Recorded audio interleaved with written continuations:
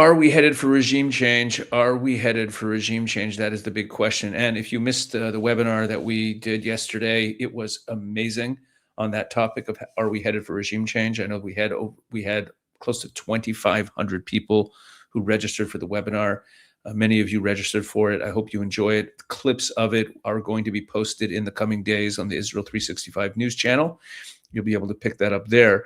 But I want to get into this whole issue of where we're headed in terms of degrading the regime, because I think the realization is setting in more and more with every passing day in the Trump administration that if you really want to have the Straits of Hormuz opened, the nuclear issue dealt with, the proxy issue dealt with, if we really want this to be dealt with, the only real way is to set the conditions for the collapse of the regime. On the other hand, there's no way anyone in the administration is going to say that that's their goal. They want to stay far away from talking about regime change.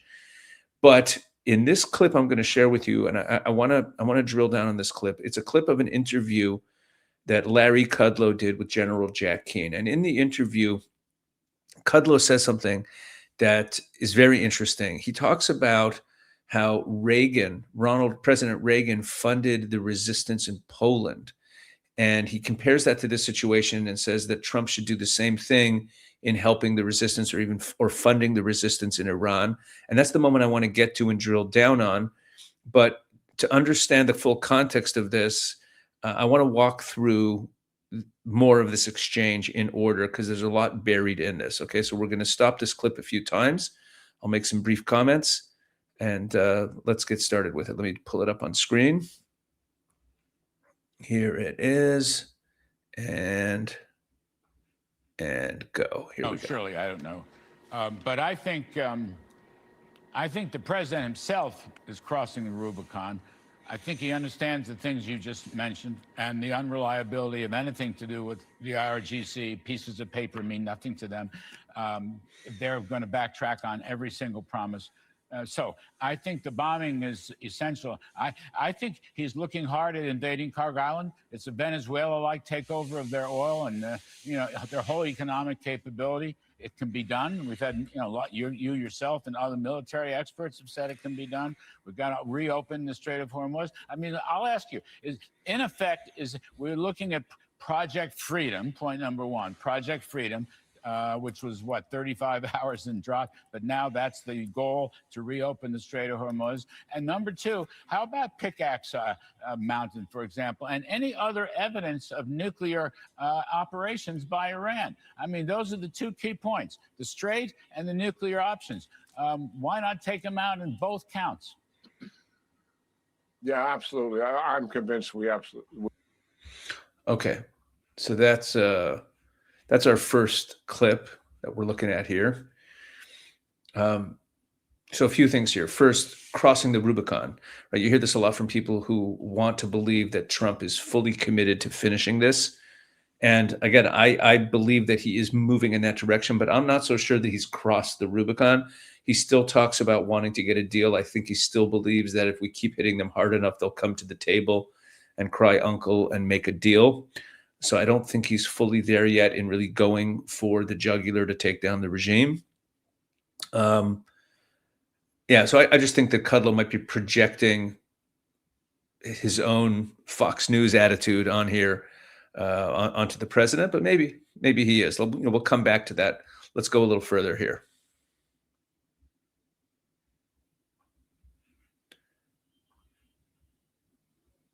We will. We're not going to leave them with anything that smacks of trying to recover operations. Pickaxe Mountain is a case in point.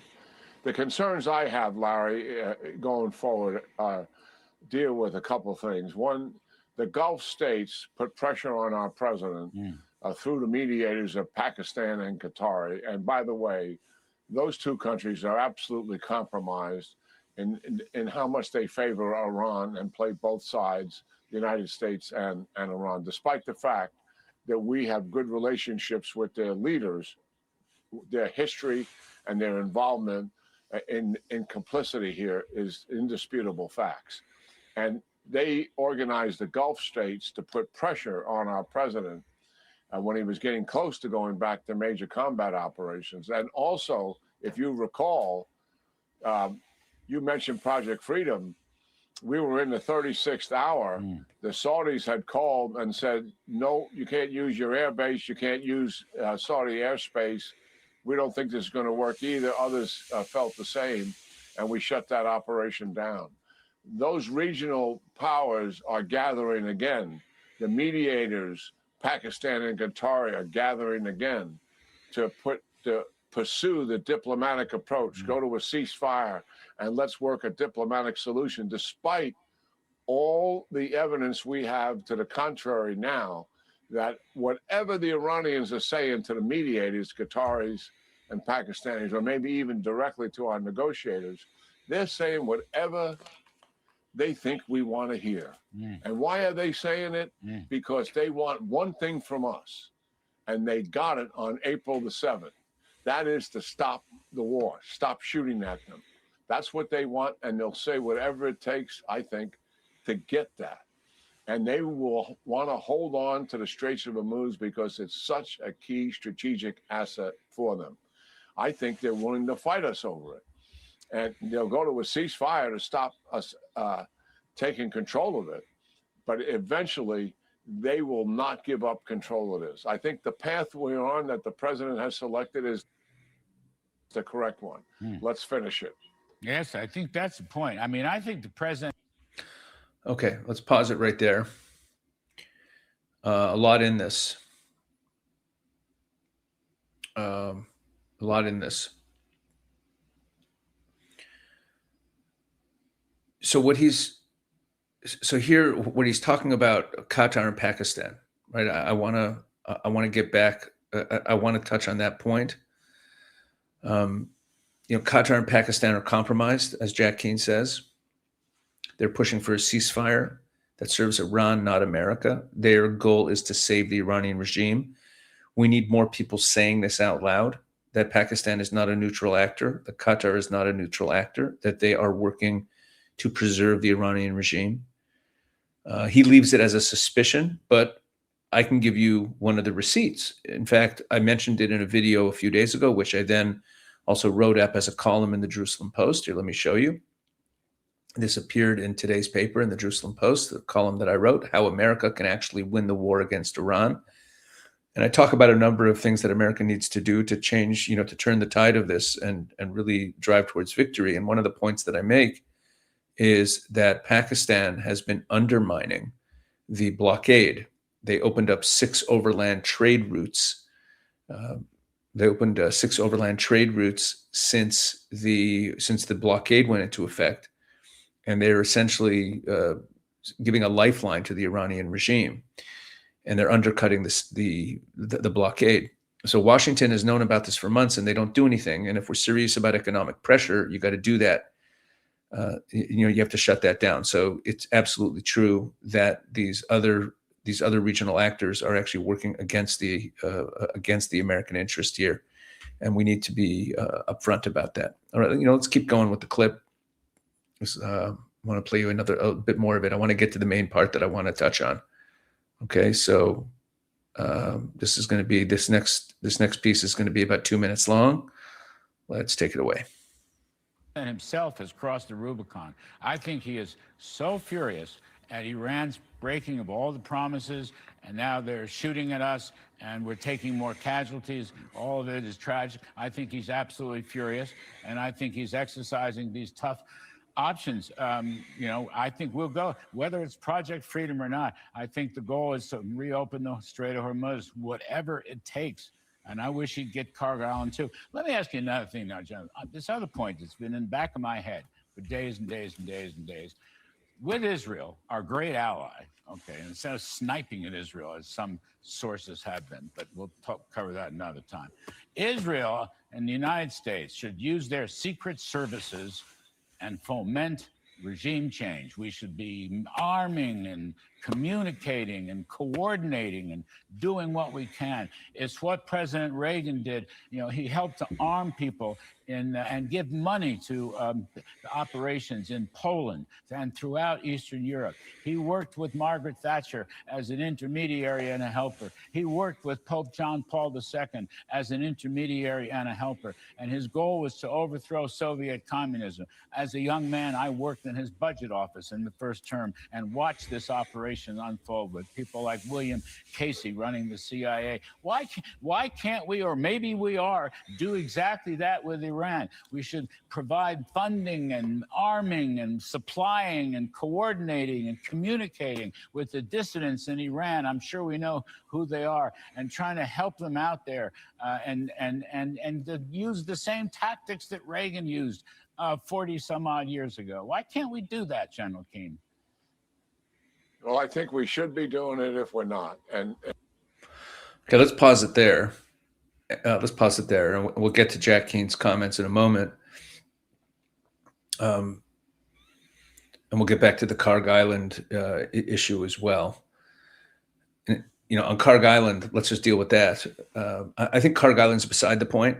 And my column that I just mentioned lays this out. The regime doesn't fall because the power grid goes dark or the oil terminal gets taken over or destroyed. That will cause tremendous damage to them, and that could lead to the regime falling way down the road because the economy is so badly hit.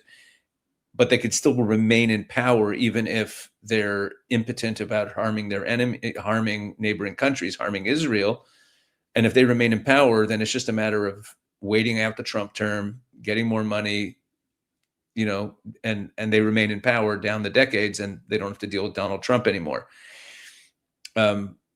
It's also, even if it would bring down the regime, it was very slow and indirect. As that's what I lay out in my piece, that there's much more direct ways to harm the regime. Again, my point being that destroying infrastructure is not what the regime fears most. What it fears most is its own people. And that's why I believe that there should be a strategic shift to think about it in terms of what do they fear most, and that's where we should put efforts. And that's why this Kudlow comment about helping the resistance against the regime is so interesting to me. Now, it would scare the heck of a lot of Americans. Oh, this sounds like we're getting involved in things that sounds like, you know, neocon forever wars, but it doesn't involve American boots on the ground, and this is what Keane, you know, Jack Keane is about to comment on. Okay, and I'm going to come back to all of this very, very soon. Okay, we're going to talk about what he's suggesting here, what he's and you know, bringing up Reagan. It's all very interesting. But let's finish up here. Let's finish the clip. We have another 2 minutes left. And what I've called for many times is I believe the president should be presented a combined plan developed by the Mossad and the CIA that does two essential things. Yes. One, it undermines the regime itself in terms of breaking that apart, breaking down trust in each other, you know, buying people's loyalty and disloyalty to the regime. There's all sorts of things that the CIA and Mossad know how to do here to strip away a regime that's under fire and is starting to question itself and sees an economic peril in front of them.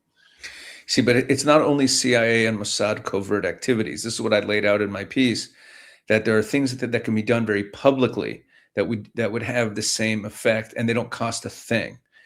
Like, one example that I gave was there should be a public call by the Americans that the Iranians must show proof of signs of life, proof of functionality of the supreme leader, Mojtaba Khamenei, and because he's ostensibly the person who's making the decisions that we're negotiating with, so we want to know that he's actually alive. We want to see the man we're negotiating with.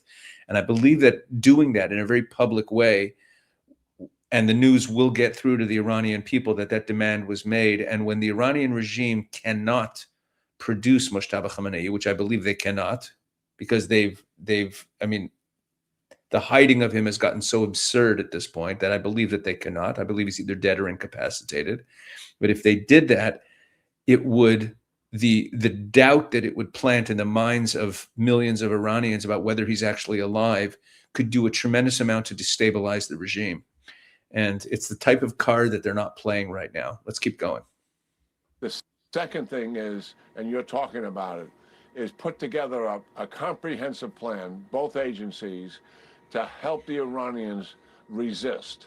And certainly some of that would be armed resistance to groups that are willing to participate in that endeavor. We have successfully done it. These agencies know what they're doing here. Our history here is pretty clear. President Reagan assigned those missions to the Central Intelligence Agency. He didn't want to fight the Soviet Union directly. He wanted to deter them, but he wanted to deter their expansion as well. And that's why he helped the Mujahideen in Afghanistan defeat Soviet helicopters, Russian helicopters as well, and then go on into Nicaragua, Angola, and as you mentioned, into Poland. He didn't provide lethal aid to the Poles, but he provided lots of assistance to certainly buck up their cause. And I can remember having a conversation with Lech Walesa, who was in charge of that movement inside of Poland. And years later, he is still describing in tears in front of me what it felt like to have Reagan's voice being amplified among his movement in terms of his support for what they were doing. It gave them the moral will and physical courage to go forward with that movement. Yes, leadership and covert operations here together can be a very, very powerful tool, in addition to what Secretary Bessent is doing, in addition to the naval blockade, in addition to what kinetic operations by IDF and the United States combined could do if we go back into major combat operations. You put it all together, and you put this regime on a pathway to collapse and eventually replacement. History requires it, General Keane. All right. Now you see why I wanted to talk about this clip. I think that this conversation, this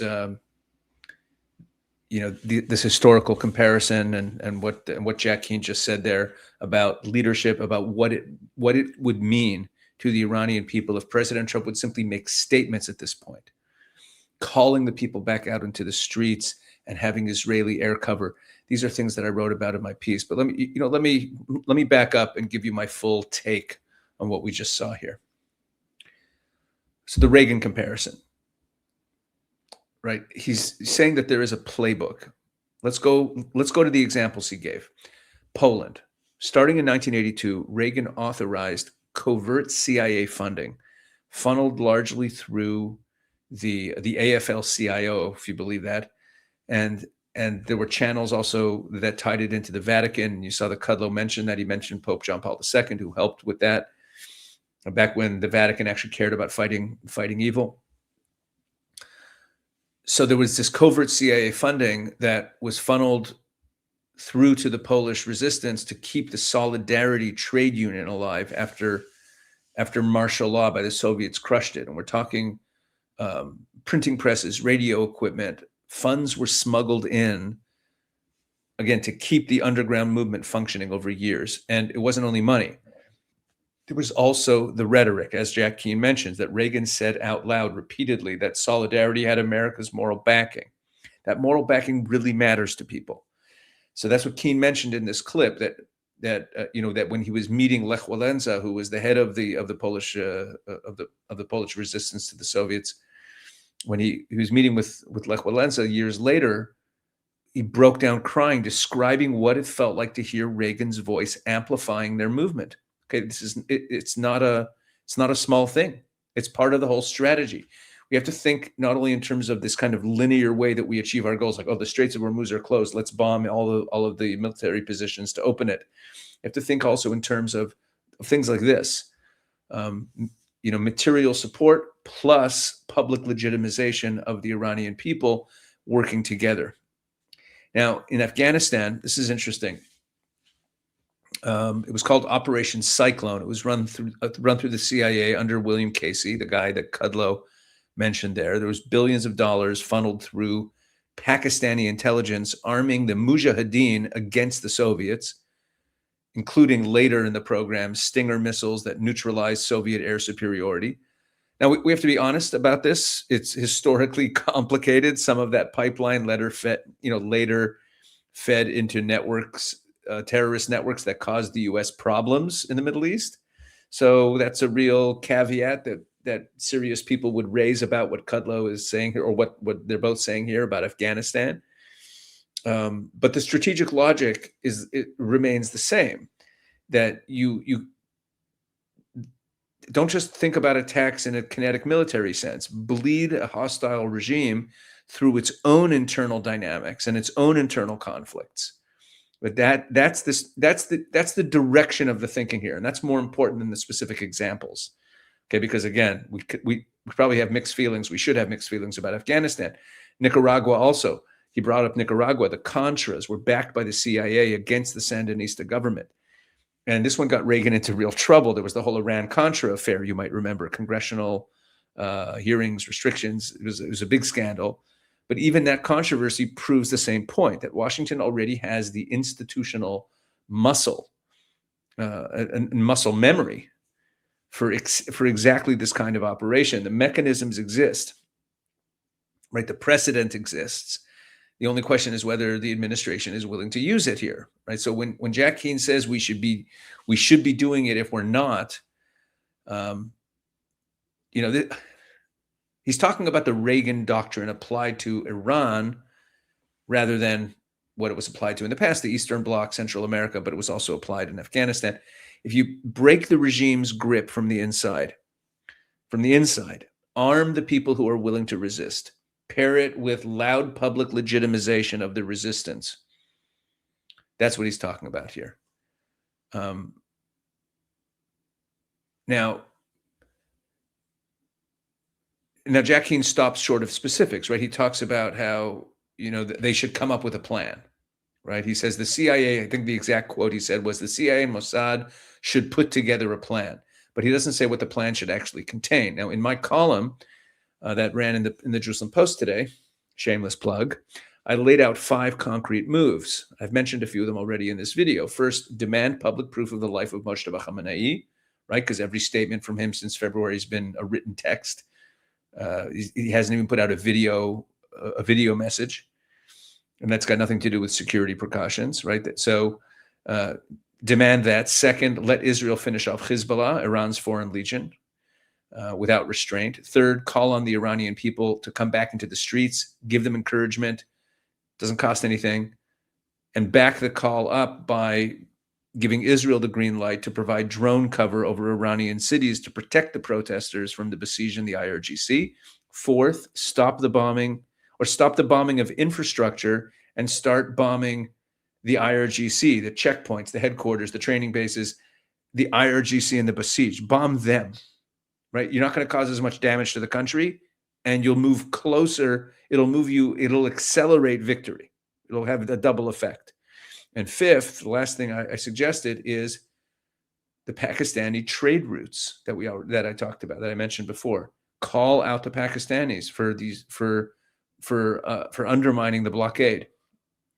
Put an end to that somehow. So, and my big point in this piece is that all of these suggestions that I make here can be done without a single American boot on the ground. All it needs is President Trump to say plainly that this is the direction we're going now. Remember, they don't fear the bombs; they fear the people.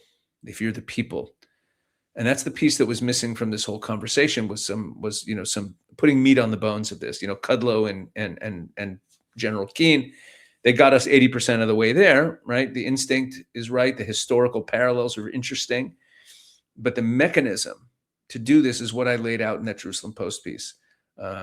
So go read the full column. You can go to jpost.com and go to the opinion page and find it, or you can just Google my name and JPost or Jerusalem Post and my name, and you'll get my author page. I have an author page at the Jerusalem Post site, and the most recent piece on the author page is the piece that ran today. You'll find it there. And of course, if you want this kind of analysis regularly, subscribe to this channel and share this video and keep watching what we do here, and make sure, of course, to check out everything we're also doing at the Israel 365 News channel as well. All right, God bless. That's it for this one.